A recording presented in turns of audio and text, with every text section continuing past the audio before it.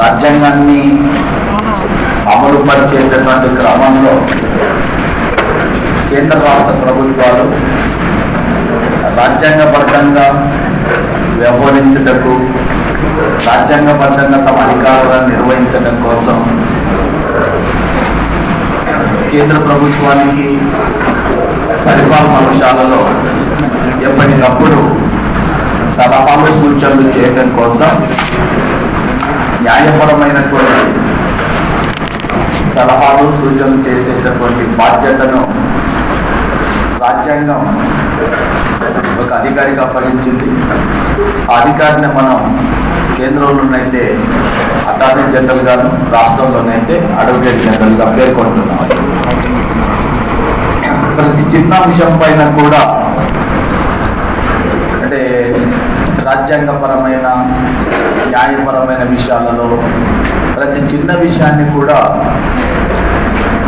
సుప్రీంకోర్టుని సంప్రదించాల్సినటువంటి అవసరం లేకుండా న్యాయపరమైనటువంటి సలహాలు సూచనలు ఇస్తూ ప్రభుత్వంలో ఒక అధికారిగా పనిచేస్తాడు ఈ అటార్నీ జనరల్ కానీ, అడ్వకేట్ జనరల్ కానీ. ఇంగ్లాండ్ లాంటి దేశంలో ఈ పదవిని అంటే ఇలాంటి పదవిని న్యాయశాఖ మంత్రి నిర్వహిస్తారు. అంటే ప్రభుత్వంలో ఒక మంత్రిగా, ఒక అధికారిగా పనిచేస్తారు.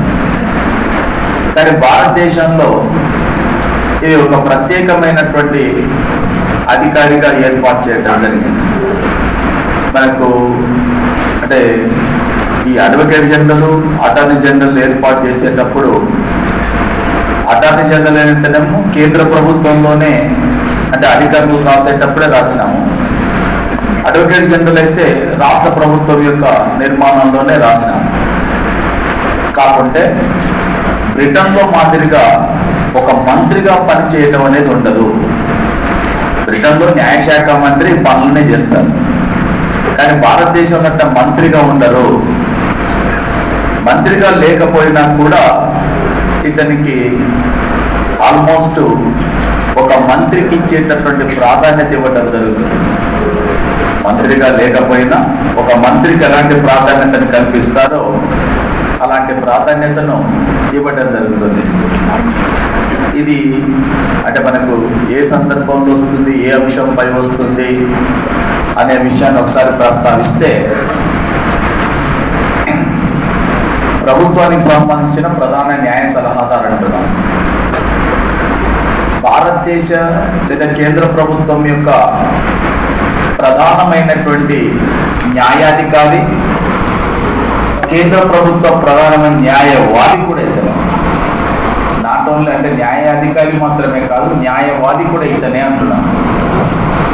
కేంద్ర ప్రభుత్వం యొక్క న్యాయవాది అంటారు. కేంద్ర ప్రభుత్వం యొక్క న్యాయవాది అని ఎందుకంటామంటే కేంద్ర ప్రభుత్వానికి సంబంధించి ఎలాంటి న్యాయపరమైన వివాదాలు వచ్చినా, లేక ఇతని పైన అంటే ప్రభుత్వం పైన ఎవరు ఎలాంటి దావాలు వేసినా, లేక ప్రభుత్వం ఎక్కడైనా న్యాయపరమైన లిటిగేషన్ కేసుల్లో ఉన్నా, అలాంటి సందర్భంలో సుప్రీంకోర్టు ముందు హాజరై ప్రభుత్వం తరపున వాదన వినిపించగలిగేటటువంటి అధికారి ఎవరు?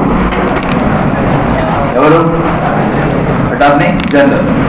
అయితే ఈ అటార్నీ జనరల్కు ఒక సొలిసిటరీ జనరల్ను కూడా అదనంగా నియామకం చేస్తుంటారు. సొలిసిటరీ జనరల్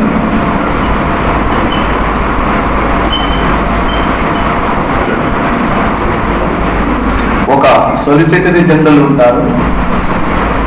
అదేవిధంగా 3 నుంచి 6 వరకు అదనపు సొలిసిటరీ జనరల్ను కూడా నియామకం చేసుకోవటం జరుగుతుంది. అదనపు సొలిసిటరీ జనరల్. అయితే ఈ సొలిసిటరీ జనరల్ కానీ అదనపు సొలిసిటరీ జనరల్ ఎవరైతే ఉంటారో వీరిని కేంద్ర ప్రభుత్వమే నియామకం చేస్తుంది. అంటే అటార్నీ జనరల్ని భారత రాష్ట్రపతి నియమిస్తే సొలిసిటరీ జనరల్, అదనపు సొలిసిటరీ జనరల్ని ఎవరు నియామకం చేస్తారు? ఎవరు నియమిస్తారు? కేంద్ర ప్రభుత్వమే నియామకం చేస్తుంది. వాస్తవానికి అటార్నీ జనరల్ యొక్క పదవీ కాలం ఎన్ని సంవత్సరాలు ఉంటుంది? 5 లేదా 65 సంవత్సరాలుగా చెప్తున్నాం. వీరిని ఎవరు నియామకం చేస్తారు? ఎవరు నియామకం చేస్తారు? రాష్ట్రపతి నియామకం చేస్తారు. ఎవరి సలహాను అనుసరించి? కేంద్ర మంత్రి మండలి యొక్క సలహాను అనుసరించి నియామకం చేస్తారు. వీరి యొక్క పదవీ కాలం 5 లేదా 65 సంవత్సరాలు. ఇందులోనే స్పష్టంగా రాయబడింది 76 అధికారులను ఏమని? రాష్ట్రపతి యొక్క విశ్వాసం ఉన్నంత వరకు పదవిలో కొనసాగుతారని చెప్పి రాసి ఈ అంశాన్ని చెబుతున్నాను. రాష్ట్రపతి విశ్వాసం ఉన్నంత వరకు పదవిలో కొనసాగుతారని చెబుతూనే ఈ అంశాన్ని చెప్పడం జరిగింది. రాష్ట్రపతి విశ్వాసం అంటే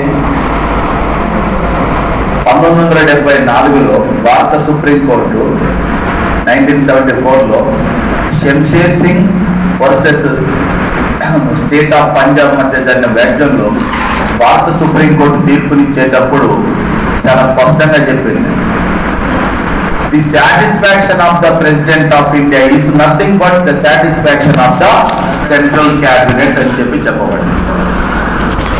మన దేశంలో రాష్ట్రపతి యొక్క సంతృప్తి అనగా కేంద్ర మంత్రి మండలి యొక్క సంతృప్తిగానే భావించాలి.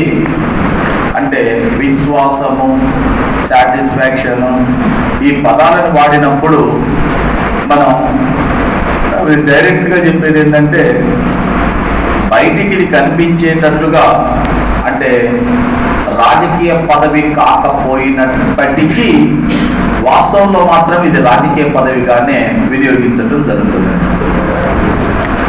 ఎలా అంటే ఎవరు అధికారంలోకి వస్తే ఆ అధికారంలోకి వచ్చినటువంటి ప్రభుత్వం వారికి అనుకూలంగా ఉండేటటువంటి వ్యక్తులనే దీంట్లో నియామకం చేసుకోవడం జరుగుతుంది. దీంట్లో అటార్నీ జనరల్. సో ఇది రాజకీయ పదవి కాకపోయినప్పటికీ రాజకీయ పదవిగానే వినియోగిస్తున్నారు. అందువల్ల పదవి ఎంతకాలం పదవిలో ఉంటారంటే రాష్ట్రపతి విశ్వాసం ఉన్నంత వరకు. వాస్తవంలో మాత్రం ఎన్ని సంవత్సరాలు ఉంటున్నారు? 5 లేదా 65 సంవత్సరాలు ఉంటున్నారు. మరి నియమించేటప్పుడు ఎవరిని నియామకం చేస్తారు? ఇది నియమించేటప్పుడు ఎవరిని నియామకం చేస్తారంటే సుప్రీంకోర్టులో ఒక న్యాయమూర్తిగా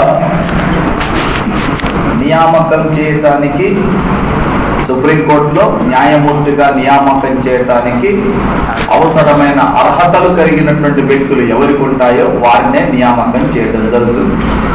సుప్రీంకోర్టులో ఒక సాధారణ న్యాయమూర్తిగా నియమించడానికి కావలసిన అర్హతలు ఉన్నటువంటి వ్యక్తులనే ఈ యొక్క అటార్నీ జనరల్ గా కూడా నియామకం చేస్తారు. అందువల్లనే వీరికి ఇచ్చే శాలరీ కూడా ఎలాంటి శాలరీ ఇస్తారు అంటే సుప్రీంకోర్టులో సాధారణ న్యాయమూర్తికి లభించేటటువంటి జీతభత్యాలనే వీరికి కూడా కల్పించడం జరుగుతుంది. సో వీరి పని ఏమిటి? కేంద్ర ప్రభుత్వానికి ప్రధాన న్యాయ సలహాదారుగా వ్యవహరిస్తూ కేంద్ర ప్రభుత్వంపై వచ్చేటటువంటి ఎలాంటి ఆరోపణలను, వివాదాలనైనా సరే విచారించడం కోసం భారతదేశంలోని ఏ న్యాయస్థానం ముందైనా కూడా హాజరై తన వాదన వినిపించుకోగల ఏకైక అధికారి అటార్నీ జనరల్. మన దేశంలో ప్రభుత్వం పైన వచ్చేటటువంటి ఎలాంటి వివాదాలు, కేసులనైనా కూడా డైరెక్ట్ గా వాదించడం కోసం ప్రభుత్వం తరఫున ఏ న్యాయస్థానం ముందైనా కూడా హాజరై తన వాదన వినిపించగలిగినటువంటి ఏకైక అధికారి అటార్నీ జనరల్. అయితే ఇతని గురించి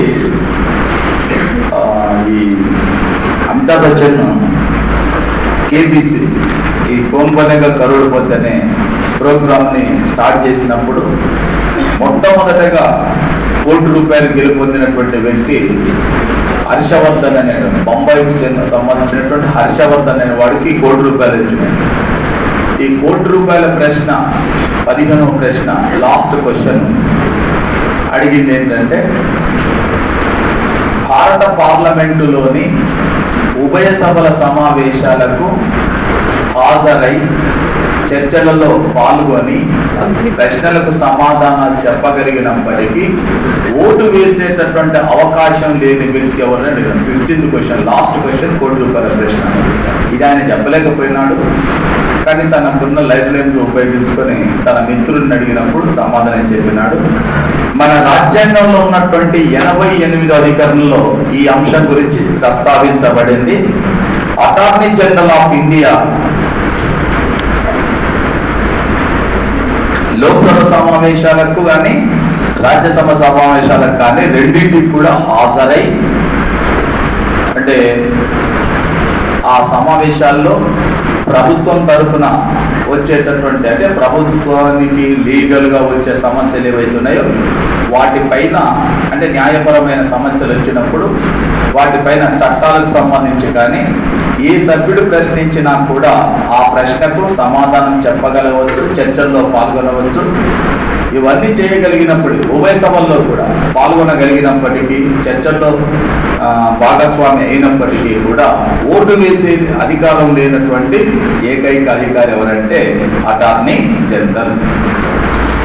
సో ఇక్కడ మనకు ఈ 88 అధికారుల గురించి చెప్పేటప్పుడు ఇంతకుముందు ఒకసారి వచ్చింది మనకు ఈ అధికారం.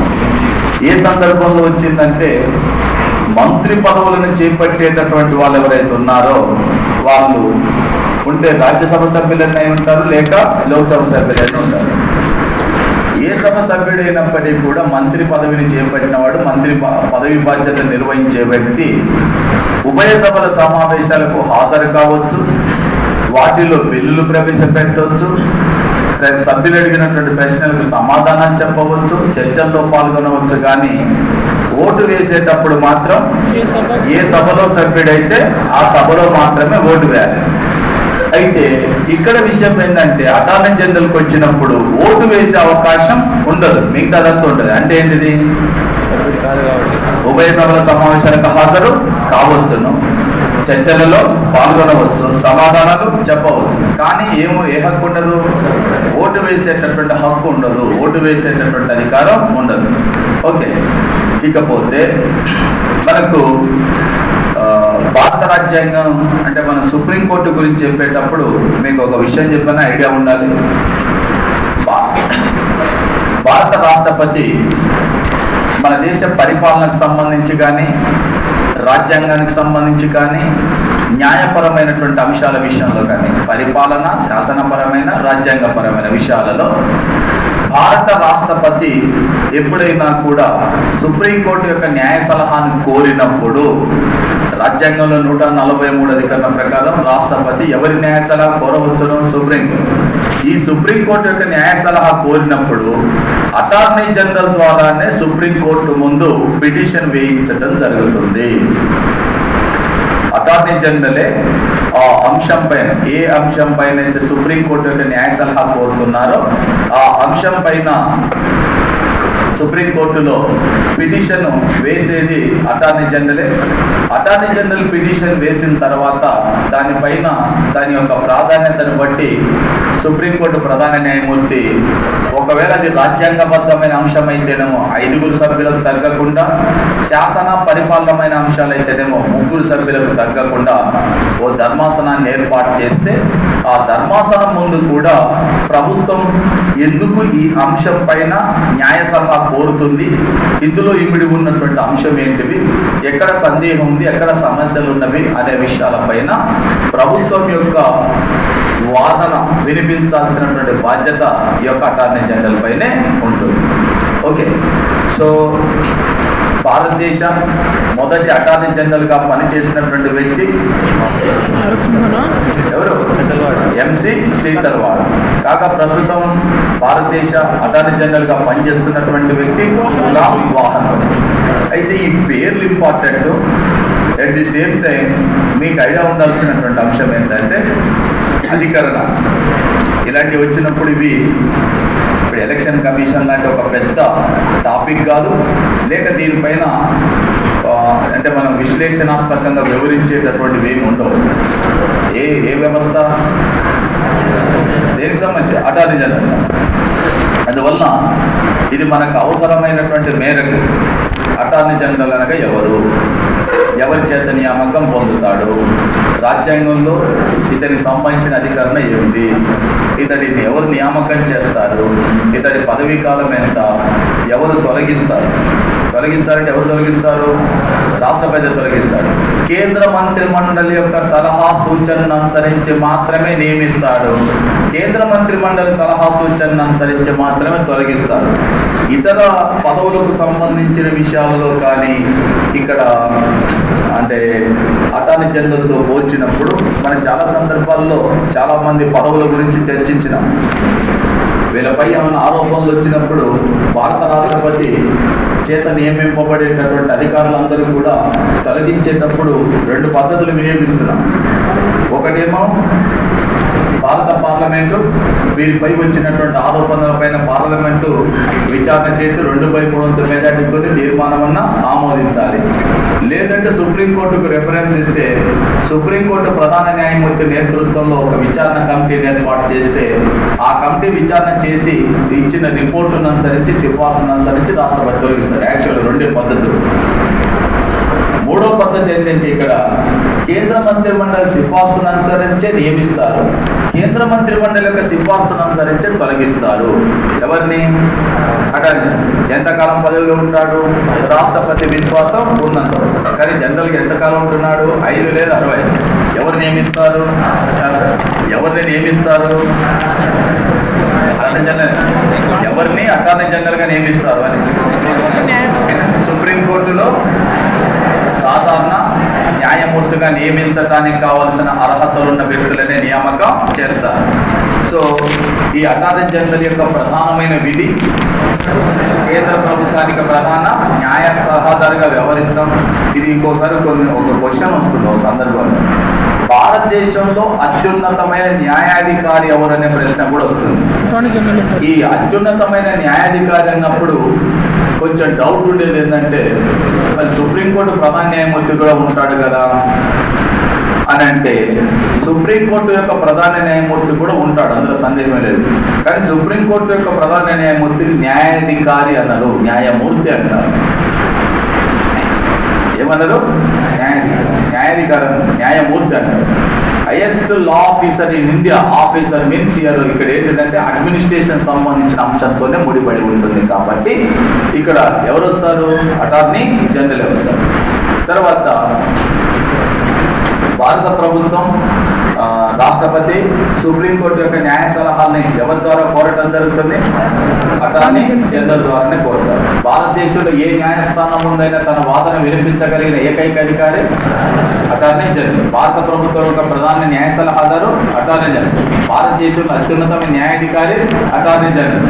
సరే, ఈ అటార్నీ జనరల్కు ఉన్నటువంటి ప్రత్యేకమైన అధికారం ఏంటంటే భారత పార్లమెంటులో ఉన్నటువంటి ఉభయ సభలలో కూడా ఏ సభ సమావేశాలకైనా హాజరై సభ్యులు అడిగే ప్రశ్నలకు సమాధానం చెబుతూ చర్చల్లో పాల్గొనేటటువంటి అధికారం ఇతనికి ఉంటుంది. వాటి ఏ అధికారం ఉండదంటే ఓటు వేసే హక్కు ఉండదు. ఇప్పుడు మనం చెప్పినటువంటి అంశాలన్నీ కూడా మీరు ఒకసారి ఇప్పుడు చెప్పిన అంశాలు కేంద్ర ప్రభుత్వ ప్రధాన న్యాయ సలహాదారు రాష్ట్రపతి చేత నియామకం పొందుతాడు, భారతదేశంలో అత్యున్నతమైన న్యాయాధికారి, తర్వాత ఇతని యొక్క పదవీ కాలము, ప్రధానంగా ఇతను నిర్వర్తించాల్సిన విధి ఏవైతే ఉన్నాయో ఆ అంశాలన్నీ కూడా జిరాక్స్ కాపీగా రాష్ట్ర అడ్వకేట్ జనరల్ కూడా వర్తిస్తాయి. కాకుండా ఇక్కడ మీకు ఇది కూడా అంతకుముందు చెప్పినాము, రాష్ట్ర శాసనసభకు హాజరై రాష్ట్ర శాసనసభలు ఉభయ సభల సమావేశాలకు హాజరై సభ్యులు అడిగేటటువంటి ప్రశ్నలకు సమాధానం ఇది కూడా మీరు రాసిన నేను రాపించిన ఐటమ్.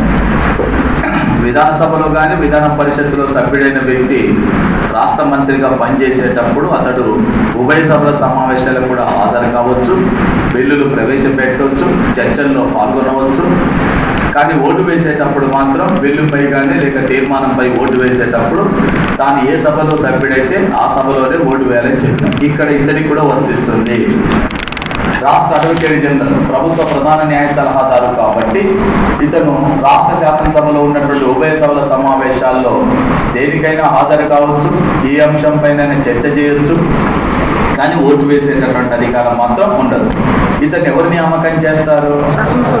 ఎవరు నియమిస్తారు? గవర్నర్ నియామకం చేస్తారు. ఎవరిని నియామకం చేస్తారంటే హైకోర్టు న్యాయమూర్తిగా నియామకం పొందటానికి అర్హతలు కలిగినటువంటి వ్యక్తులని నియామకం చేస్తారు. ఎవరి సలహా అనుసరించి? రాష్ట్ర మంత్రి మండలి సలహాను. ఇతని పదవీ కాలం ఏ విధంగా ఉంటుంది? 5 లేదా 62 సంవత్సరాలు. అయితే ఇది కూడా రాజకీయ పరమైనటువంటి పదవిగానే ఉంటుంది. రాష్ట్ర మంత్రి మండలి యొక్క సలహా సూచనను అనుసరించి ఎప్పుడైనా కూడా తొలగించేటటువంటి అవకాశం ఉంటుంది. రాష్ట్ర ప్రభుత్వం తరఫున రాష్ట్రంలో పడ్డ ఏ న్యాయస్థానం ముందైనా కూడా హాజరై తన వాదన వినిపించవచ్చు. రాష్ట్రంలో మాత్రమే కాదు, ఈవెన్ సుప్రీం కోర్టులో కూడా వినిపించవచ్చును. మన రాష్ట్ర ప్రభుత్వం తరఫున సుప్రీంకోర్టులో కూడా వినిపించవచ్చును. ఒకవేళ ఆల్మైటీ డ్యామ్ గురించి మనం ఏమన్నా మన వాదన వినిపించాలనుకుంటే సుప్రీంకోర్టు ముందు మన రాష్ట్ర ప్రభుత్వం తరఫున హాజరై వాదన వినిపించవచ్చును. కొన్ని సందర్భాలలో రాష్ట్ర అడ్వకేట్ జనరల్ సమర్థవంతంగా వినిపించలేడు అనుకున్నప్పుడు మాత్రమే ప్రైవేటు వ్యక్తులని నియామకం చేసుకుంటాం తప్ప, అంటే ప్రైవేటు వ్యక్తులంటే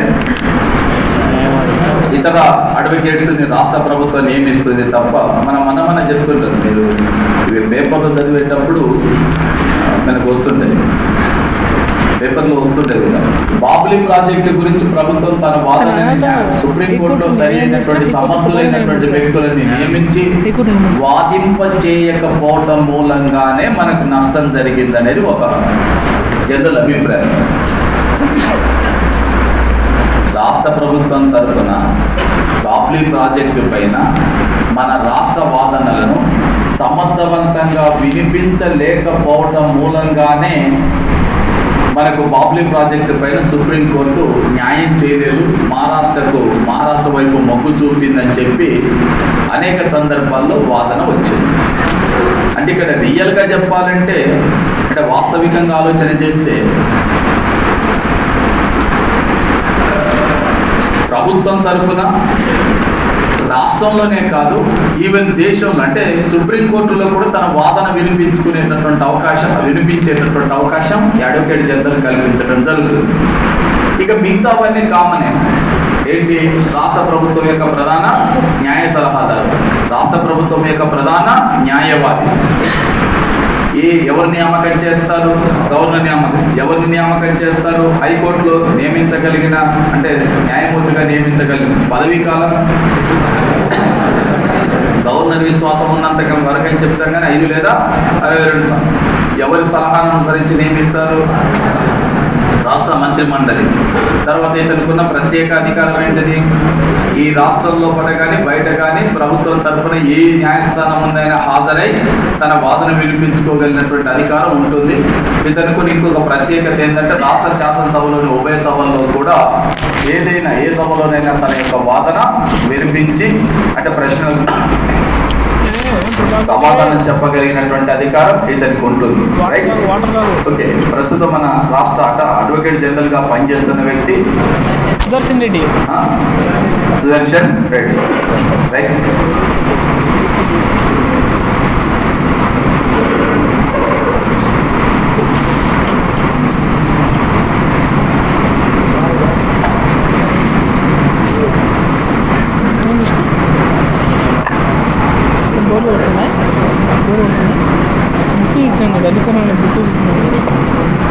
అధికారంలో బుక్కులు ఇచ్చినాను, పడాలి చెప్తాను కదా.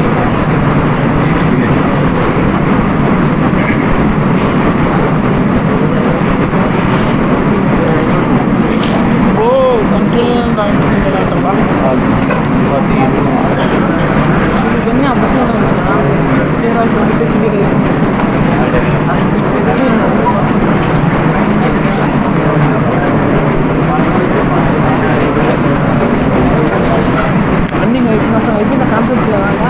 భారత రాజ్యాంగంలో ఉన్నటువంటి 148 అధికరణ కంట్రోలర్ అండ్ ఆడిటర్ జనరల్ గురించి తెలియజేస్తుంది. ఈ కంట్రోలర్ అండ్ ఆడిటర్ జనరల్ ని భారత రాష్ట్రపతి నియామకం చేస్తారని చెప్పి పేర్కొంటారు. దీనికి సంబంధించి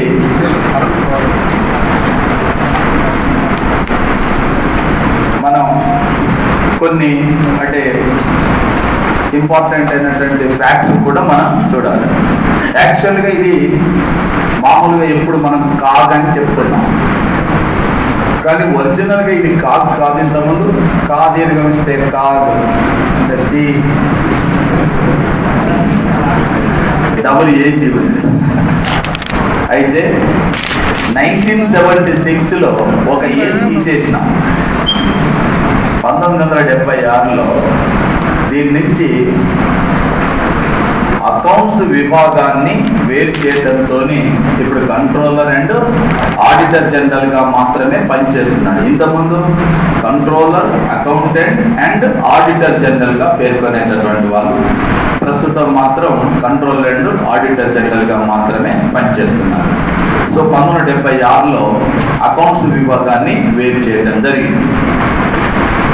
రాజ్యాంగ నిర్మాత అయిన డాక్టర్ బిఆర్ అంబేద్కర్ యొక్క మాటల ప్రకారం భారత రాజ్యాంగంచే సృష్టించబడిన అధికారులందరిలో కూడా అత్యంత ముఖ్యమైన అధికారిగా నేను భావిస్తానని చెప్పిన అధికారి కంట్రోలర్ అండ్ ఆడిటర్ జనరల్.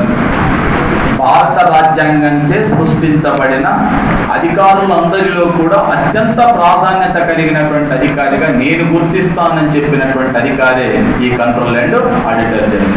ఎందుకు అంటే భారత ప్రజల సొమ్ముకు కాపలాదారుగా వర్ణింపబడేటటువంటి అధికారి కూడా కంట్రోలర్ అండ్ ఆడిటర్ జనరలే. ఇక్కడ నేను మీకు ఒక అంశం చెప్తాను. ఒకవేళ ఇందులో 100 రాసే వాళ్ళు కూడా ఉంటారుగా. ఒక చిన్న అంశం, భారత ప్రజాస్వామ్యానికి 4 మూల స్తంభాలు ఉన్నాయి. భారత ప్రజాస్వామ్యానికి 4 మూల స్తంభాలు. ఒకటి controller and auditor general of India, 2 union public service commission, 3 ఎన్నికల కమిషన్, 4 భారత న్యాయ వ్యవస్థ. ఈ 4టిని కూడా భారత ప్రజాస్వామ్యానికి 4 మూల స్తంభాలుగా పేర్కొంటారు. మీకు వీటిలో ఏ ప్రశ్న వచ్చినా కూడా నువ్వు ఫస్ట్ సెంటెన్స్ రాసేటప్పుడు ఏది వచ్చినా, ఈ 4టిలో ఏ ప్రశ్న వచ్చినా కూడా మొదటి సెంటెన్స్ భారత ప్రజాస్వామ్యానికి మూల స్తంభాలుగా వర్ణించబడేటటువంటి సంస్థలలో ఒకటైన ఫస్ట్ సెంటెన్స్ రాయాలి. అంటే భారత ప్రజాస్వామ్యానికి మూల స్తంభాలుగా వర్ణింపబడే సంస్థలలో ఒకటైన కంట్రోలర్ అండ్ ఆడిటర్ జనరల్ గురించి అడుగుతారా, దాని గురించి. పబ్లిక్ సర్వీస్ కమిషన్ గురించి అడుగుతారా, దాని గురించి. లేకపోతే ఎన్నికల కమిషన్ గురించి అడుగుతారా, దాని గురించి. న్యాయ వ్యవస్థ గురించి అడుగుతారా, దాని గురించి. అయితే నేను చెప్పిన 4టిలో ప్రశ్న లేకుండా, అంటే ఇప్పుడు 4 అంశాల పైన ప్రశ్న లేకుండా క్వశ్చన్ పేపర్ ఉండదు. కంపల్సరీ క్వశ్చన్ ఉంటుంది. అంటే నువ్వు సెంటెన్స్ రాసేటప్పుడు దీంట్లోనే స్టార్ట్ చేయాలి. అర్థమైంది కదా. సో ఈ 4టిని కూడా 4 మూల స్తంభాలుగా పేర్కొంటాము. దాంట్లో ఒక దాని గురించి మనం చర్చిస్తున్నాం. ఏంటిది? Controller and auditor general. Okay. So భారత ప్రజల సొమ్ముకు కాపలాదారుగా లేక భారత ప్రజల యొక్క విత్తానికి కాపలాదారుగా, భారతదేశ విత్తానికి కాపలాదారుగా వర్ణించబడేటటువంటి వ్యక్తి watch dog of public finance in India అంటారు. Watch dog of public finance in India. తెలుగులో మనం అనలేం కదా, భారత ప్రజల సొమ్ముకు కావాలి కుక్ అని రాయలేదు కదా. కాబట్టి చెప్పేటప్పుడు ఏం చెప్తామంటే కాపలాదారు అన్నట్టుగానే చెప్పాలి. కాపలా కాసేటటువంటిది ఎవరు, ఎట్లా అనేటప్పుడు అది వేరు విషయం. కానీ ఇంగ్లీష్లో చెప్పేటప్పుడు watch dog of public finance in India అని చెప్తుంటారు జనరల్గా. సార్ తెలుగులో మాత్రం కాపలాదారుగా వ్యవహరించేటటువంటి వ్యక్తి అని చెప్తుంటారు. ఓకే. సో అసలు ఇతని పని ఏమిటి, ఏం చేస్తాడు, అసలు ఇతని అధికారం ఏంటంటే జనరల్గా కేంద్ర రాష్ట్ర ప్రభుత్వాలు ఏవైతే ఉన్నాయో, కేంద్ర ప్రభుత్వం కానీ రాష్ట్ర ప్రభుత్వాలు ఏవైతే ఉన్నాయో ఇవి అంటే పరిపాలన నిర్వహించే సందర్భంలో కేంద్ర ప్రభుత్వం దేశం మొత్తాన్ని పరిపాలించేటప్పుడు, రాష్ట్ర ప్రభుత్వాలు రాష్ట్రాలను పరిపాలించేటప్పుడు చేసేటటువంటి ఖర్చులు ఏవైతున్నాయో వాటన్నిటిని కూడా తనిఖీ చేసేటటువంటి అధికారే controller and auditor general of India. కేంద్ర ప్రభుత్వ ఖర్చులను, ఖాతాలను మరియు రాష్ట్ర ప్రభుత్వాల యొక్క ఖర్చులు, ఖాతాలను రెండింటిని కూడా తనిఖీ చేయగలిగినటువంటి అధికారం కంట్రోలర్ అండ్ ఆడిటర్ జనరల్కి ఉంటుంది. దానికోసమే దీన్ని ఏర్పాటు చేసిన. అంటే ప్రభుత్వాలు ప్రజల సొమ్ముని దుర్వినియోగం చేయకుండా, అవినీతి అక్రమాలకు చోటు చేసుకోకుండా పొదుపును ఎలా పాటించాలో చెబుతూ ప్రభుత్వ సొమ్ముని అన్యాయంగా అక్రమంగా లేక అవినీతి అక్రమాలు చోటు చేసుకోకుండా దుర్వినియోగం చేయకుండా వీటన్నింటిని కూడా ఇది తనిఖీ చేస్తుంది. లాలూ ప్రసాద్ యాదవ్ కాలంలో తిన్నటువంటి 1000 కోట్ల గడ్డి గాథం బయటికి రావడానికి, శ్రీమతి షీలా కౌల్ అనేటటువంటి ఆమె కేంద్ర హౌసింగ్ శాఖ మంత్రిగా ఉన్నప్పుడు తిన్నటువంటి 250 కోట్ల విలువైనటువంటి సిమెంట్ కంకర బయటికి రావడానికి, సుఖరాం అనేటటువంటి టెలిఫోన్ శాఖ మంత్రి 722 కోట్ల విలువ చేసేటటువంటి టెలిఫోన్ వైర్లు మింగినటువంటి దాన్ని బయటికి తీయటానికి, కార్గిల్ యుద్ధ కాలంలో సైనికులు ఎంతో అంటే ప్రాణ త్యాగం చేసి దేశ రక్షణ కోసం పాటుపడితే శవాల మీద డబ్బులు ఎరుకునేటటువంటి వాళ్ళుగా తయారై శవపేటికల కొనుగోలు లోపల 2000 కోట్ల కుంభకోణానికి పాల్పడినటువంటి దౌర్భాగ్యాలను వెలికి తీసేది కూడా కాగేనా అనేటటువంటి అంశం మర్చిపోవద్దు. సో ఇలాంటి అంశాలని వెలికి తీయడం లోపల కీలక పాత్ర పోషిస్తుంది కాగ్. అయితే కాదు ఈ యొక్క పరిమితులు ఏంటివి, కాదు ఏం చేయగలుగుతుంది, ఏం చేయలేదు అనేటటువంటి విషయాలను కూడా మనం పరిశీలిద్దాం. అంటే వాస్తవానికి నేను మీకు ఒక 2 విషయాలు ఇంపార్టెంట్ అనే అంశాలు చెప్తున్నాను. ఒకటేమో భారత రాజ్యాంగ నిర్మాత అయినటువంటి అంబేద్కర్ కాకుకి ఇచ్చిన ప్రాధాన్యత ఎలాంటిదో చెప్పినాను. భారత రాజ్యాంగం చే సృష్టించబడిన అధికారులందరిలో అత్యంత ప్రాముఖ్యం కలిగిన అధికారిగా నేను భావిస్తానని చెప్పిన, భారత ప్రజల యొక్క సొమ్ముకు కాపలాదారుగా పనిచేస్తానని చెప్పిన, అదేవిధంగా భారత ప్రజాస్వామ్యం యొక్క మూల స్తంభాలలో ఒకటిగా భావించిన కాగు యొక్క ప్రాధాన్యతను మనం దృష్టిలో పెట్టుకోవాలి. యాక్చువల్ అలాంటి కాగుని ఎవరు నియామకం చేస్తారు? రాష్ట్రపతి నియామకం చేస్తారు. ఓకే, రాష్ట్రపతి నియామకం చేసేటప్పుడు మనకు తెలిసింది ఏంటిది? కేంద్ర కేబినెట్ యొక్క సలహా సూచనను అనుసరించి నియామకం చేస్తారు. అయితే ఈ నియామకం చేసేటప్పుడు జనరల్గా దీంట్లో చెప్పాడు కనీసం 10 సంవత్సరాలు అకౌంట్స్ విభాగంలో అనుభవం ఉన్నటువంటి వ్యక్తులని, కనీసం 10 సంవత్సరాలు అకౌంట్స్ విభాగంలో అనుభవం ఉన్నటువంటి వ్యక్తులని కాగ్గా నియామకం చేస్తారు. అయితే ఇటీవలి కాలంలో ముఖ్యంగా ఈ కాగ్ నియామకం చేసేటప్పుడు ఈ సివిల్ సర్వీసెస్లో అంటే ఐఏఎస్ అధికారుల్లో ఆర్థిక శాస్త్రంలో కానీ లేక అకౌంట్స్ విభాగంలో కానీ అనుభవం పరిజ్ఞానం కలిగినటువంటి సీనియర్ ఐఏఎస్ ఆఫీసర్లనే దీనిగా నియామకం చేస్తున్నారు. ఉదాహరణకి ప్రస్తుతం ఉన్నటువంటి కాదు ఎవరు వినోద్ రాయ్, ఆయన కూడా సీనియర్ ఐఏఎస్ ఆఫీసర్ అనమాట. అంటే అలా నియామకం చేయడం జరుగుతుంది. యాక్చువల్గా చెప్పాలంటే more than 10 years of experience in accounts wing అనమాట. అకౌంట్స్ విభాగంలో అనుభవం ఉన్నటువంటి వ్యక్తులు నియామకం చేసినప్పటికీ ఈ మధ్య కాలంలో మాత్రం ఎక్కువ శాతం సీనియర్ ఐఏఎస్ ఆఫీసర్లనే దీనికి నియామకం చేస్తున్నారు. మరి వీరి యొక్క పదవీ కాలం ఏ విధంగా ఉంటుంది? మీరు అటార్నీ జనరల్కు కాకుండే తేడా అది ఏముంటుంది? 6 or 65 years అంటారు. 6 లేదా 65 సంవత్సరాలు. ఎవరికి అంటే దీంట్లో ఇది ఎందుకు రాస్తాను చెప్పండి? 6 లేదా 65 అంటే 6 సంవత్సరాలు ఉంటుంది సార్. ఈ రెండింటిలో ఏది ముందైపోతే దాన్ని అనుసరించి వాళ్ళు పదవి నుంచి వైదొలగాల్సి ఉంటుంది. 65 years. ఒకవేళ 62 సంవత్సరాల వయసులో నియామకం చేస్తే 65. ఒకవేళ 50 సంవత్సరాల వయసులో నియామకం చేస్తే 56 సంవత్సరాలకు పదవి విరమణ చేయాల్సి ఉంటుంది తప్ప దానికి అంటే దాని దృష్టిలో పెడతారు. రైట్. నెక్స్ట్, కాగ్గా నియమించబడేటటువంటి అధికారి భారత రాష్ట్రపతి యొక్క స్వదస్తూరితోని స్టాంప్ వేసి సీల్ చేసి నియామకం చేయబడేటటువంటి అధికారులలో ఇతను కూడా ఒకడు కాగ్. సో కాగ్ యొక్క పదవి. మరి కాగ్ని పదవి నుంచి ఎలా తొలగించవచ్చును అంటే సుప్రీంకోర్టు న్యాయమూర్తుల్ని తొలగించిన పద్ధతిలోనే తొలగిస్తారు. ఏ కారణాల చేత? అసమర్థత, దుష్ప్రవర్తన అనేటటువంటి కారణాల చేత తొలగిస్తారు. ఎవరిని? కాగుని. ఎవరు తొలగిస్తారు? భారత రాష్ట్రపతి తొలగిస్తారు. నియమించిన రాష్ట్రపతి కాగును తొలగించేటటువంటి అధికారం కూడా ఉంటుంది. వారిపై చేసినటువంటి ఆరోపణలని మరి ధృవీకరించాలి, విచారించాలి. విచారించి ఇతనిపై వచ్చినటువంటి ఆరోపణలు కరెక్టే, ఇతన్ని పదవి నుంచి తొలగించవచ్చును అని చెప్పి ఎవరు తీర్మానం చేయాలి?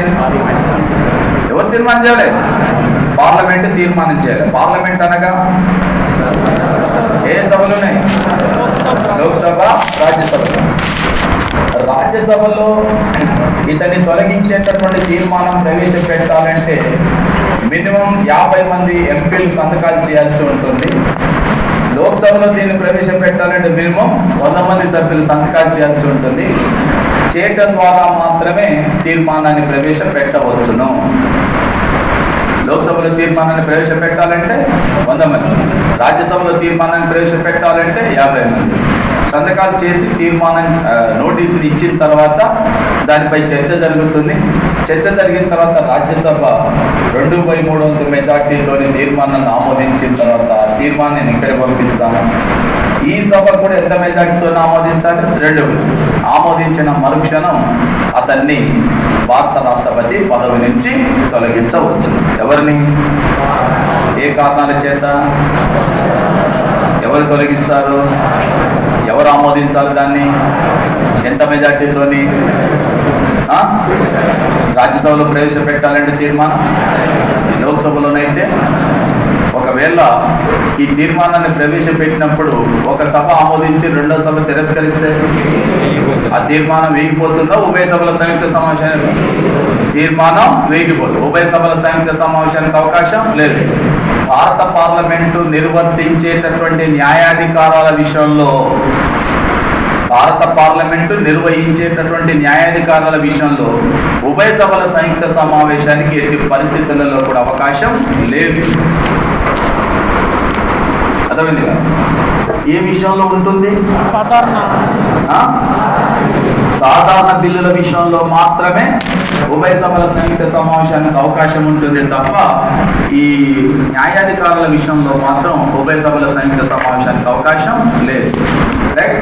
సో మరి ఇది ఒక పద్ధతి ద్వారానే తొలగిస్తారు, ఇంకేదైనా పద్ధతి ఉంటుందా అంటే మరి రెండో పద్ధతి ఉంటుంది. వ్యక్తిగత కారణాలపై తొలగించేటప్పుడు ఒకటి మధ్యస్థితాన్ని కోల్పోయినా, దివాలా తీసినా, లేక కోర్టు ఇతన్ని దోషిగా నిర్ధారించిన, లేక ఆదాయాన్ని ఇచ్చేదని ఇతర ఉద్యోగంలో చేరినా కూడా వీరిని పదవి నుంచి తొలగించవచ్చు. అప్పుడు పార్లమెంట్ యొక్క తీర్మానం అవసరం లేదు. 4 కారణాలు చెప్పిన. ఒకటి మధ్యస్థితాన్ని కోల్పోయిన, 2 దివాలా తీసిన, 3 కోర్టు దోషిగా ప్రకటించిన, 4 ఆదాయాన్ని ఇచ్చేదని ఇతర ఉద్యోగంలో చేరిన. ఈ 4 సమస్యలు, ఈ 4 అంశాలు రాష్ట్రపతి దృష్టికి వచ్చినప్పుడు పార్లమెంట్ యొక్క తీర్మానం లేకుండానే కాగుని పదవి నుంచి తొలగించేటటువంటి అధికారం ఉంటుంది. ఎవరికి? రాష్ట్రపతి. అంటే ఒక పద్ధతి ఏమో పార్లమెంట్ తీర్మానం, రెండో పద్ధతి ఏమో వ్యక్తిగత కారణాలపై తొలగించవచ్చు. ఓకే, నెక్స్ట్ కాగు అంటే కాగు సంబంధించినటువంటి ప్రత్యేకమైన అధికారాలు ఏంటి? అసలు ఏ అధికారాలు కలిగి ఉంటాడు కాగు?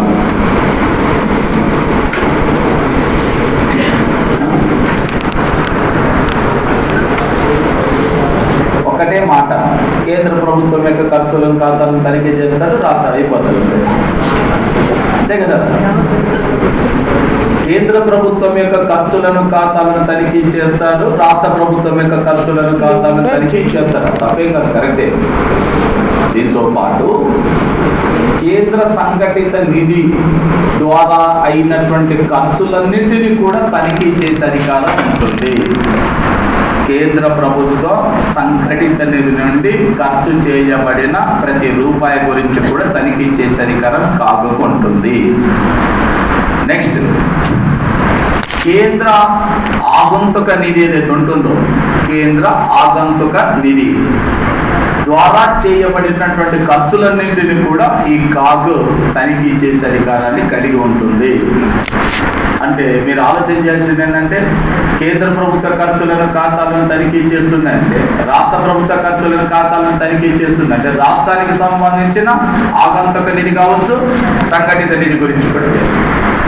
దీంతో పాటు భారతదేశంలో ఉన్నటువంటి 1400 కార్పొరేషన్లకు సంబంధించినటువంటి అంశాన్ని కూడా ఖర్చులను ఖాతాలను కూడా ఇది తనిఖీ చేస్తుంది. 1400 కార్పొరేషన్లు దేశం మొత్తం మీద, కేంద్రానికైతే రాష్ట్రాలకైతే ఉన్నది కదా, ఏపీఎస్, ఆర్టీసీ లాంటి కార్పొరేషన్లు ఉన్నాయి కదా, అలాంటి వాటితో సహా లైఫ్ ఇన్సూరెన్స్ కార్పొరేషన్తో సహా అన్నిటి గురించి కూడా విచారణ చేస్తుంది. భారతదేశంలో ఉండేటటువంటి ప్రభుత్వ రంగ సంస్థలు ఏవైతున్నాయో, బిహెచ్ఎల్ కావచ్చు, బాల్కో కావచ్చు, ఏవైనా కావచ్చు, వీటన్నిటి గురించి కూడా అంటే వీటి యొక్క ఖర్చులను ఖాతాలను కూడా తనిఖీ చేసేటటువంటి అధికారం కాగుతుంటుంది. మన దేశంలోని కేంద్ర పాలిత ప్రాంతాల యొక్క ఖర్చులను ఖాతాలను కూడా తనిఖీ చేసేటటువంటి అధికారం కలిగి ఉంటారు. ఓకే, సో కేంద్ర ప్రభుత్వ ఖర్చులు ఖాతాలు, రాష్ట్ర ప్రభుత్వ ఖర్చులు ఖాతాలు, కేంద్ర సంఘటిత నిధి, రాష్ట్ర సంఘటిత నిధి, కేంద్ర ఆగంతుక నిధి, రాష్ట్ర ఆగంతుక నిధి, 1400 కార్పొరేషన్, ప్రభుత్వ రంగ సంస్థలు, యూనియన్ టెరిటరీస్ అంటే కేంద్ర పాలిత ప్రాంతాలతో పాటు 73-74 రాజ్యాంగ సవరణల తర్వాత స్థానిక స్వపరిపాలనా సంస్థల యొక్క ఖర్చులను ఖాతాలను తనిఖీ చేసేటటువంటి అధికారం కూడా కాగుకే అప్పగించబడింది. కాకుంటే కాగు యొక్క యంత్రాంగం తనకున్నటువంటి యంత్రాంగం యొక్క పరిమితుల రీత్యా ప్రస్తుతం స్థానిక స్వపరిపాలనా సంస్థలకు సంబంధించినటువంటి ఖర్చులను ఖాతాలను కాగు తనిఖీ చేయడం లేదు. కేవలం హైదరాబాద్ లాంటి మెట్రోపాలిటన్ నగరాలు ఏవైతే ఉన్నాయో అటువంటి వాటికి సంబంధించిన ఖర్చులను ఖాతాలను మాత్రమే తనిఖీ చేసేటటువంటి అధికారాన్ని ఆయా రాష్ట్రాల గవర్నర్లు కేంద్ర ప్రభుత్వం ద్వారా కాగుకు అప్పగించడం జరిగింది. ఔటర్ రింగ్ రోడ్లో జరిగినటువంటి అవకతవకల పైన కాగు ఎందుకు వ్యాఖ్యానం చేసింది అని అంటే, ఎందుకు చేసింది? దానిని అంటే తనిఖీ చేసేటటువంటి అధికారం ఎవరికి అప్పగించినారు? కాగుకు అప్పగించినారు. వాస్తవంగా మన గ్రామ పంచాయతీ దానిని కూడా కాగే తనిఖీ చేయాలి. కానీ భారతదేశంలో 2,34,000 గ్రామ పంచాయతీలు, 6,000కు పైగా ఉండేటటువంటి ప్రాథమిక మాధ్యమిక సంస్థలు, 535 జిల్లా పరిషత్తులు, అదేవిధంగా 115 కార్పొరేషన్లు, 35 మెట్రోపాలిటన్ నగరాలు, 5,000 మున్సిపాలిటీలు, వీటన్నిటి గురించి కాగు తనిఖీ చేయాలంటే అంత సులభమైనటువంటి విషయం ఏమీ కాదు. కాబట్టి తన దగ్గర ఉండేటటువంటి యంత్రాంగానికి సంబంధించిన పరిమితుల రీత్యా వాటన్నింటిని చేయడం లేదు. మెట్రోపాలిటన్ నగరాలకు సంబంధించిన అంశాలను మాత్రమే కాగు తనిఖీ చేస్తుంది. ఓకే, సో ప్రభుత్వం వివిధ అంశాల ద్వారా ఏదైతే ఖర్చు చేస్తుందో ఆ ఖర్చులకు సంబంధించినటువంటి ప్రతి అంశాన్ని కూడా తనిఖీ చేసేటటువంటి అధికారం కాగు కలిగి ఉంటుంది. అయితే మరి కేంద్ర ప్రభుత్వ ఖర్చులను ఖాతాలను, రాష్ట్ర ప్రభుత్వ ఖర్చులను ఖాతాలను తనిఖీ చేస్తే ఈ కాగు తన నివేదికలను సమర్పించేటప్పుడు తన నివేదికలు ఎవరికి సమర్పిస్తుంది? రాష్ట్రాలకు సంబంధించిన నివేదికలని ఆయా రాష్ట్రాల గవర్నర్లకు ఇస్తుంది. కేంద్రానికి సంబంధించిన నివేదికని భారత రాష్ట్రపతికి ఇవ్వడం జరుగుతుంది. భారత రాష్ట్రపతికి ఇస్తే భారత రాష్ట్రపతి దాన్ని పార్లమెంట్ ముందు ఉంచుతారు. రాష్ట్రపతి ఎవరి ముందు ఉంచుతారు? పార్లమెంట్ ముందు ఉంచడం జరుగుతుంది. మరి గవర్నర్ అయితే ఎవరి ముందు ఉంచుతారు? శాసనసభ ముందు ఉంచుతారు. పార్లమెంట్ ముందు ఉంచితే పార్లమెంట్ ఏం చేస్తుందంటే, అంటే పార్లమెంట్ ముందు ఇచ్చినప్పుడు స్పీకరు ఆ నివేదికని పిఏసీకి అప్పగిస్తారు. PAC, public accounts committee. అందుకనే చాలాసార్లు ప్రశ్న ఏంటంటే, పిఏసీకి ఏది మిత్రుడు, మార్గదర్శి మరియు తాత్వికుడిగా పనిచేస్తుందని చెప్పి చాలాసార్లు అడిగారు. కాదు నివేదిక, కాగు యొక్క నివేదిక దేనికి మిత్రుడిగా, మార్గదర్శిగా, తాత్వికుడిగా పనిచేస్తుంది? పిఏసీ. సో కాగు యొక్క నివేదికే కేంద్రంలో కానీ రాష్ట్రాల్లో కానీ కాగు నివేదికను అనుసరించే పబ్లిక్ అకౌంట్స్ కమిటీ ప్రభుత్వ ఖర్చులను ఖాతాలను తనిఖీ చేసిన రిపోర్టు పైన కాగు ఎవరికి సంబంధించిన అధికారి? కాగు ఎవరికి సంబంధించిన అధికారి? కేంద్ర ప్రభుత్వ అధికార లేక రాష్ట్రపతికి సంబంధించిన అధికార? ఎవరికి సంబంధించిన? కేంద్ర ప్రభుత్వ కాదు, భారత పార్లమెంట్ కు సంబంధించిన అధికారి. కాదు, భారత పార్లమెంటుకు సంబంధించినటువంటి అధికారి. 150 అధికారంలో చాలా స్పష్టంగా చెప్పబడింది ఏంటంటే కాగు యొక్క అధికారాలను విస్తరించటంలోనూ లేక మార్పులు చేర్పు చేయడంలో కూడా భారత పార్లమెంటుకే అధికారం ఉంటుంది. కాగు యొక్క అధికారాలలో మార్పులు చేర్పులు చేసేటటువంటి అధికారం ఎవరికి ఉంటుంది? భారత పార్లమెంటే కలిగి ఉంటుంది. ఓకే, అయితే ఇక్కడ కాగు యొక్క అధికారాల విషయంలో ఇది ఖర్చుల ఖాతాల గురించి మాత్రమే కాకుండా పొదుపు చర్యల గురించి, ప్రభుత్వానికి వచ్చిన నష్టాల గురించి కూడా ఇది అధ్యయనం చేస్తుంది. పొదుపు చర్యల గురించి కూడా సూచన చేస్తుంది, ప్రభుత్వానికి జరిగిన నష్టాన్ని గురించి కూడా తెలియజేస్తుంది. కానీ దురదృష్టవశాత్తు కాగు యొక్క నివేదికని శవ పంచనామా నివేదికతో పోలుస్తుంటాము. It is nothing but a post mortem report అని చెప్పి కూడా అంటుంటాము. చాలాసార్లు ఇది ఒక ప్రశ్న. పోస్ట్ మార్టం రిపోర్టుగా వర్ణింపబడింది కాగు యొక్క నివేదిక. కారణం ఏంటంటే ఇవి డబ్బులు ఖర్చు చేసేటప్పుడు కాగుకి ఎలాంటి పర్యవేక్షణ నియంత్రణ చేసే అధికారం లేదు. మొత్తం కంప్లీట్ అయిపోయిన తర్వాత అప్పుడు ఎలా జరిగింది శవ పంచనామా నివేదిక ఏదవుతుందో అలా దాన్ని రిపోర్ట్ తయారు చేసి ఇస్తుంది అని చెప్పే ఇది ఒకటి. ఇక రెండో అంశం ఏంటంటే కాగు చర్యలకు సిఫార్సు మాత్రమే చేస్తుంది, చర్యలు తీసుకునేటటువంటి అవకాశం లేదు. కాగు కెన్ బార్క్, కెనాట్ బైట్.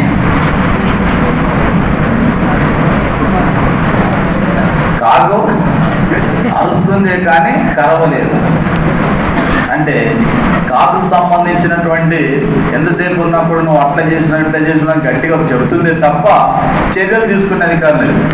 ఎందుకనంటే కాగు నివేదికని రాష్ట్రపతి దగ్గరికి వస్తే రాష్ట్రపతి, పార్లమెంట్ ముందు వస్తే పార్లమెంట్ పిఎస్సికి ఇస్తే పిఎస్సి సూచనలు చేస్తుంది. గమ్మత్ ఏంటంటే చర్యలకు సూచనలు చేస్తుంది పిఎస్సి కూడా. చర్యలు తీసుకునేది ఎవరు? మళ్ళీ ప్రభుత్వమే. దొంగ చేతికి తాళం ఇచ్చినట్టుంటారు కదా, మళ్ళీ అందరినీ ఇప్పుడు చర్య తీసుకోవచ్చు. ఇప్పుడు బొగ్గు కుంభకోణం ఉంది, జరిగింది, అందరికి తెలుసు, ఆ మసి అందరికి అంటింది. దాంట్లో పోయేటప్పుడు ఊరుకోకుండా మన్మోహన్ సింగ్ యొక్క గడ్డానికి ఆయన మోకానికి కూడా పూసిపోయినారు. చాలా మంది తెల్లగున్న గడ్డానికి కొంచెం పూసిపోయినారు. ఇప్పుడు ఏం చేస్తారు? ఎవరు చర్య తీసుకోవాలి? ప్రభుత్వమే చర్య తీసుకోవాలి. ప్రభుత్వమే చర్య తీసుకోవాలి. చర్య అంటే ఇక్కడ అంశం ఏంటంటే కాగు వీటన్నిటిని తనిఖీ చేసిన తర్వాత చర్య తీసుకునేటటువంటి అధికారం ఉంటే అది బాగానే ఉండేది. చర్య తీసుకునే అధికారం లేదు. పాల్ ఆర్పెల్బీ అని చెప్పి 1953లో భారతదేశం యొక్క పాలనా రంగం పైన అనేక పరిశోధనలు చేసినాడు ప్రముఖ అమెరికన్ పాలనావేత్త అయినటువంటి పాల్ ఆర్పెల్బీ. ఆయన ఏమంటారంటే, మీరు కాగు అంటున్నారు కదా, అసలు ఈ సి ఎందుకండి అంటుండే, ఈ సి తీసేయరాదని అంటాడు. అంటే అర్థం ఏంటంటే కంట్రోల్ చేసేది ఏముంది, ఆయన నియంత్రణ చేసేది ఏముంది, ఏం లేదు కదా. ఆడిట్ చేసి రిపోర్ట్ ఇచ్చేటప్పుడు ఇక మళ్ళీ సి ఎందుకు అందులో కంట్రోల్ చేస్తున్నాడు, కంట్రోల్ చేసే అధికారం ఎట్లాగా లేదు. అంటే ఓ ఏ ఎగిరిపోయింది, ఆయన సి తీసేయమంటారు. ఏముంటుంది? ఆడిటర్ జనరల్, అంటే తనిఖీ చేసి రిపోర్ట్ తయారు చేసేస్తుంది. అలా ఉంటే సరిపోతుంది. అంటే కాగు భారతదేశంలో తాను నిర్వర్తించేటటువంటి పాత్ర విషయంలో ఒకట చాలా రకాలైనటువంటి పరిమితులు ఉన్నవి.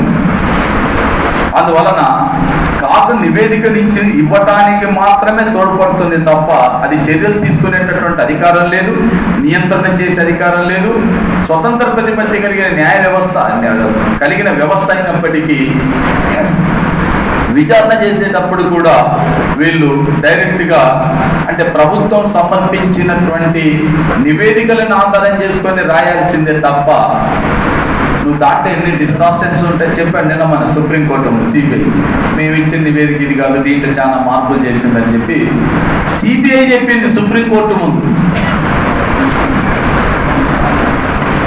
కేంద్ర ప్రభుత్వం చేత నియమింపబడే దర్యాప్తు సంస్థది. దాంట్లో ఏకవాక్య అనుమతి అని ఒక క్లాస్ ఉంటుంది. ఏకవాక్య అనుమతి ఎవరిస్తారు? కేంద్రం ఇస్తేనే నువ్వు విచారణ చేయకపోతే, లేకుంటే విచారణ చేసే అవకాశం లేదు. ఏకవాక్య అనుమతితోని విచారణకు ఆదేశిస్తే చేస్తుంది. కేంద్ర ప్రభుత్వం ఎందుకు అనవసరం వద్దంటే కూర్చుంటుంది. అయితే అలాంటి కేంద్ర ప్రభుత్వం చేతనే నియమించబడి కేంద్ర ప్రభుత్వం యొక్క నియంత్రణలో పనిచేసే సిబిఐ ఇచ్చిన నివేదికలో కూడా మార్పులు చేర్పులు చేసినారు. ఇప్పుడు దీనికి ఏమిటి లింక్ ఏంటంటే, కాగు కూడా స్వతంత్రమైనటువంటి యంత్రాంగాన్ని కలిగి ఉండి తనిఖీ చేయదు. ఎవరిచ్చినటువంటి డాక్యుమెంట్స్ రాష్ట్ర ప్రభుత్వాలు నువ్వు ఏం చేసి పెట్టిన డాక్యుమెంట్స్ వాటిని తీసుకొని తనిఖీ చేస్తుంది తప్ప తనకి ఇష్టమైనప్పుడు ఎప్పుడంటే అప్పుడు వెళ్ళి తనిఖీ చేసేటటువంటి అధికారం కూడా ఉంటుంది. కాబట్టి భారతదేశంలో కాగు పైన అనేక రకాలైనటువంటి పరిమితులు, ఆంక్షలు ఉన్నాయని చెప్పుకోవచ్చును. సో భారతదేశం యొక్క మొట్టమొదటి కాగ్గా పనిచేసిన వ్యక్తి ఎవరు? జనరల్ ఎం నరహరి రావు. ప్రస్తుతం కాగ్గా పనిచేస్తున్నటువంటి వ్యక్తి ఎవరు? వినోద్ రాయ్. రైట్.